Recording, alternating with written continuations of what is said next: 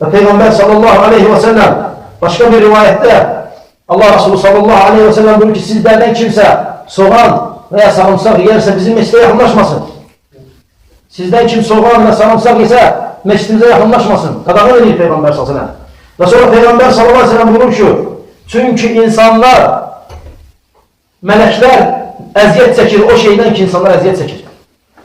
O zaman insan pis qoxuluyla məscidə gələndə yanındakına əziyyət verdiyi kimi mələklərə əziyyət verir.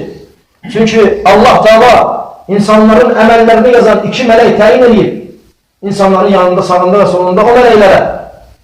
İnsanı qoruyan mələyə, Allahın zikri olunan yerdə toplanan mələklərə, hansı ki o mələklər Allah Teala onları müvəkkəl edib. Allah onlara iş tapşırıb ki, o işi görsünlər və onlara əziyyət verir. Və bura aiddir pis qoxu, tər. Həmçinin bura aiddir sigaret. Və neçə müsəlmanlar var, məscidə sigaret çəkib gəlirlər. Və iyisi paltarlarından gəlir, danışanda ağızlarından gəlir.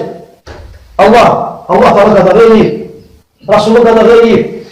Nəinki sən özünə əziyyət verirsən, hətta ətrafda əziyyət verirsən. Sən yanında körbəqli mələklərə əziyyət verirsən. Allah səni tərk eləmir, lakin əziyyət verirsən.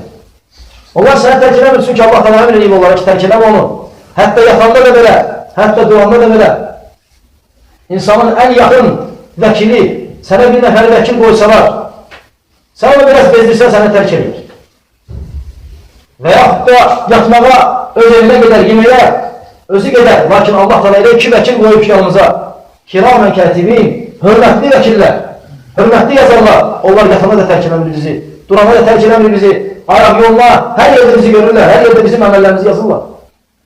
Allah Teala onları bizə vəkil qoyub.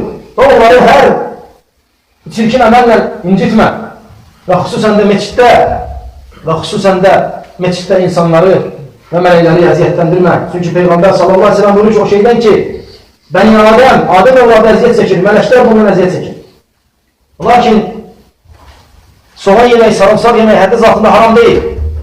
Peyğəmbər sallallahu aleyhi ve sellem o yeməyi, o qidanı haram eləməyir. Lakin məscidə gələndə pis qoxu olduğuna görə Allah Resulü sallallahu aleyhi ve sellem onu qadağı edib. Əgər yenisənsə, məscidə gəlmə. Əgər yenisənsə, məscidə gəlmə. Lakin iyini qaçırda biləcəksənsə, iyini insanlardan gizlədə biləcəksənsə, o zaman bir qism alimlər icazə verirlər gəlməyi. O da hamısı yox, bir qism alimlər. Və bəzi elm əhli deyir ki, umumən yedinsə gəlmə.